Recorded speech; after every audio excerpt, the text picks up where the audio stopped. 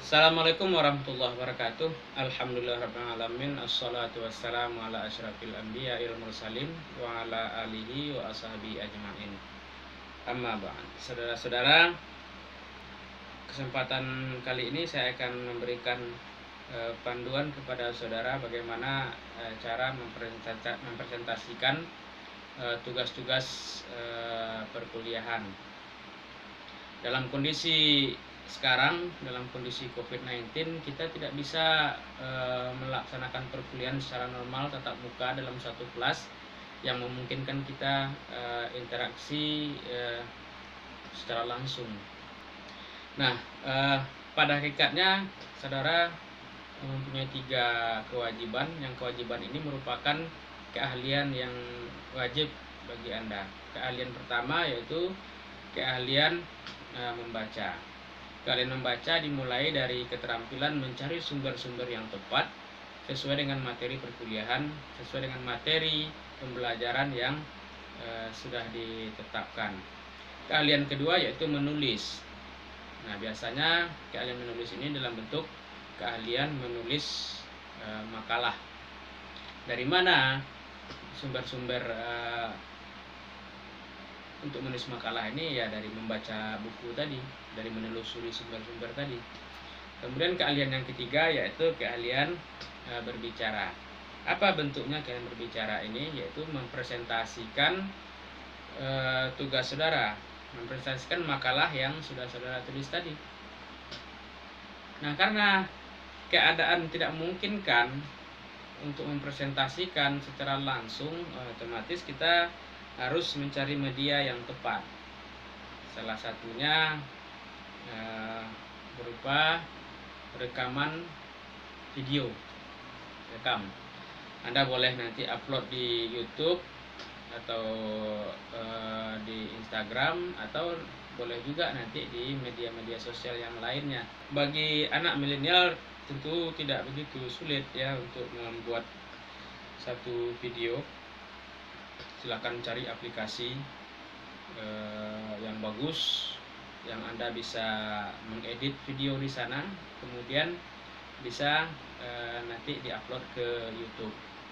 Saya saja ya belajar 3 hari, ya beginilah hasilnya. Tidak terlalu bagus, tapi tidak masalah. Yang penting intinya kita bisa merekam percakapan kita dan bisa nanti di-upload di YouTube. Itu saja targetnya. Videonya tidak panjang-panjang. Paling lama itu 7 menit. 7 menit presentasi itu clear. Makalah biasanya itu, nah kalau dibaca saja itu menghabiskan waktu 5 menit sampai 7 menit. Nah, kalau kita presentasi dengan YouTube, rasanya 7 menit itu sudah terlalu panjang. Nah, disinilah Anda coba keterampilan Anda berbicara, rekam, dan saksikan bagaimana hasilnya.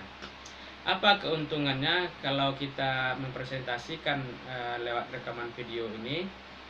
Setiap Anda bikin video pasti Anda ingin tampilannya terbaik, ingin tampilannya itu bagus dan tidak mengecewakan, materinya tersampaikan, dan hasilnya ya tidak memalukan begitu ya.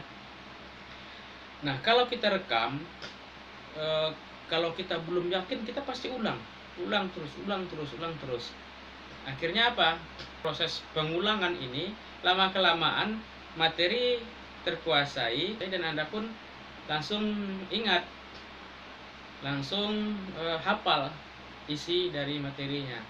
Anda menguasai materi dan hafal, otomatis dengan cara merekam ini ya paling tidak capaian pengetahuan itu bisa kita dapatkan. Nah, silakan cobakan nanti. Nah, bagaimana cara mempresentasikannya?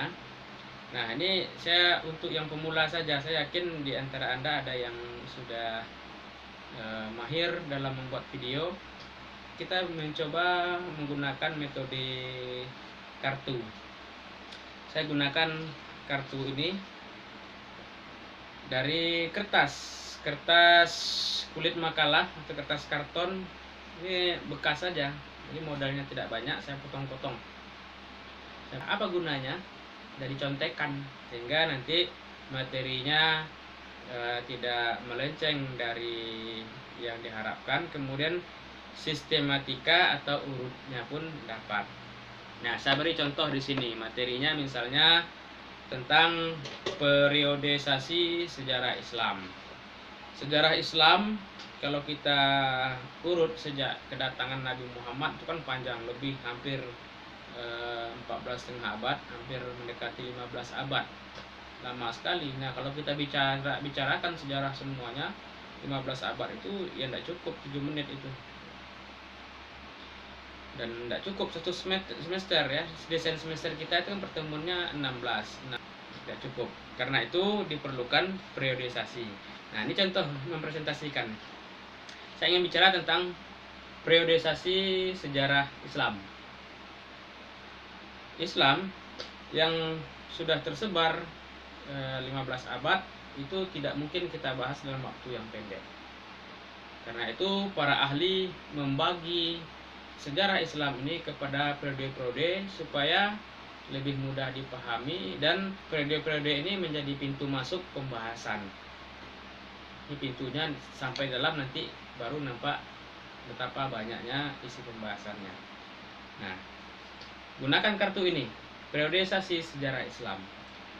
Para ahli membagi sejarah Islam kepada 3 periode. Yang pertama, periode klasik yang berlangsung dari tahun 650 Masehi sampai 1250 Masehi. Nah, ini kan kita lihat teks, jadi contekan. Anda bisa lakukan ini. Nah, ini periode klasik. Periode klasik berlangsung dari 650 sampai 1250 atau 1250 Masehi. Ini periode pertama. Kemudian periode kedua disebut dengan periode pertengahan. Nah, periode pertengahan berlangsung dari, kita lihat, 1250 sampai 1800 Masehi. Nah, ini periode kedua. Kemudian periode ketiga disebut dengan periode modern. Nah, periode modern ini dimulai dari 1800 Masehi sampai sekarang. Nah, pada umumnya para ahli membagi kepada 3 periode ini. Nah, gampang kan cara presentasinya dengan cara seperti ini. Nah, sekarang coba kita lihat isinya. Periode klasik. Nah, periode klasik ini ceritanya apa? Cerita sejarahnya apa? Apa temanya? Nah, periode klasik memuat paling tidak ada 4 tema besar. Yang pertama, Islam pada periode Nabi Muhammad SAW. Pada periode Nabi Muhammad SAW ini dibagi kepada 2 periode. Periode pertama yaitu periode Mekah, dan periode kedua periode Madinah. Kemudian apalagi isi periode klasik ini? Nah, perkembangan peradaban Islam pada masa Khulafaur Rasyidin. Khulafaur Rasyidin ini ada 4. Pertama Abu Bakar, kedua Umar bin Khattab, ketiga Utsman bin Affan, dan keempat Ali bin Abi Thalib. Nah, ini isinya apa?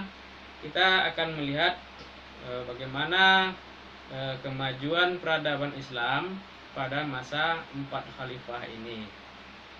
Mulai dari profil 4 khalifah, kemudian bagaimana dia diangkat menjadi khalifah, kemudian apa-apa saja usaha yang dilakukan selama pemerintahannya, dan apa saja kemajuannya. Kemudian periode ketiga yang menjadi bagian klasik ini disebut dengan periode Bani Umayyah. Habis periode Khulafaur Rasyidin, masuk periode Bani Umayyah.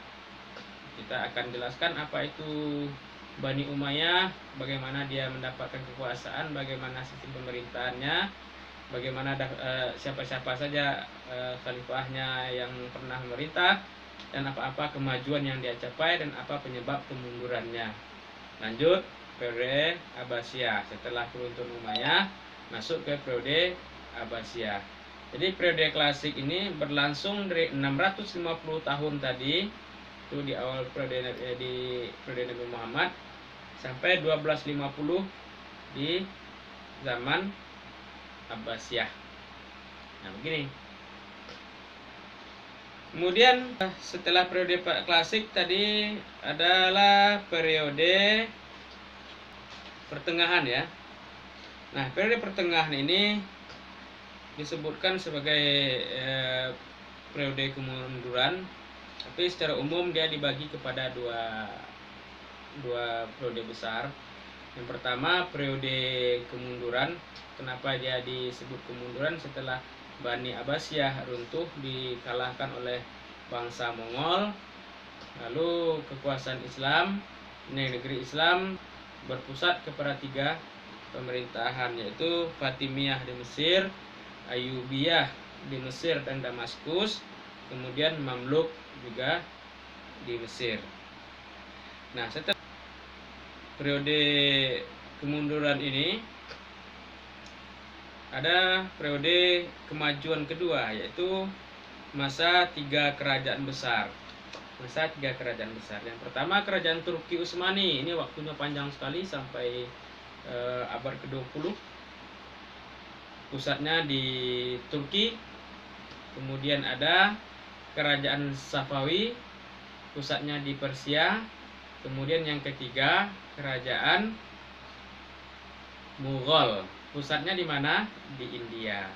Jadi pada masa 3 kerajaan besar ini Islam pusat kekuasaan Islam menyebar di daerah Turki, ke ujung Asia sampai ke Eropa Timur. Kemudian di bekas ya di dekat Baghdad ada Safawiyah. Ini dominan wilayahnya ada di Iran sekarang. Kemudian yang ketiga Mughal ke India. Nah, isi periode pertengahan ya. Terbaca ya, bisa terlihat. Oke.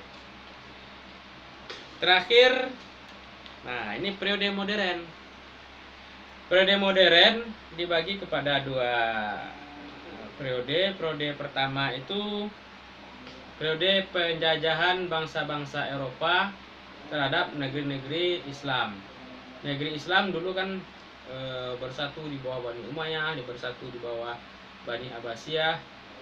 Kemudian setelah keruntuhan kerajaan-kerajaan Islam itu, penguasa-penguasa Islam itu, bangsa Eropa mulai satu persatu mencaplok negeri-negeri Islam. Nah, maka negeri-negeri Islam mulai memasuki masa-masa suram, mereka dijajah. Nah, di akhir masa-masa penjajahan muncullah semangat membebaskan diri dari penjajahan bangsa Eropa.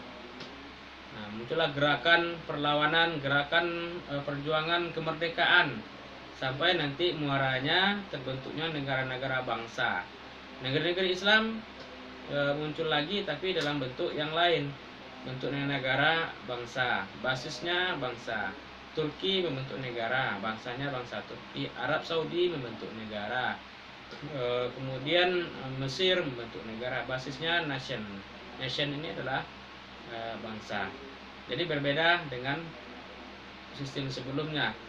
Jadi macam-macam bentuk negaranya, ada yang bentuk republik, ada yang bentuk kerajaan, dan ada yang bentuk yang lain-lainnya. Jadi begini. Nah, ini contoh mempresentasikan makalah. Jadi yang makalahnya itu tetap Anda tulis, tapi nanti Anda kirim ke email saya. Emailnya ya ini. Baik, saudara, itulah sebagai penjelasan tentang bagaimana cara mempresentasikannya. Tapi ini bukan harga mati ya. Saya sangat senang sekali kalau Anda bisa membuat video yang lebih bagus dari ini. Tapi ini kan desainnya untuk pemula. Jadi bagi Anda yang sudah mahir ya silahkan dibikin bagus-bagus. Pilihlah aplikasi apapun yang Anda suka, yang mudah Anda gunakan, dan aplikasi apapun yang menurut Anda lebih cantik tampilannya. Oke, demikian saja pertemuan kita kali ini. Terima kasih. Assalamualaikum warahmatullahi wabarakatuh.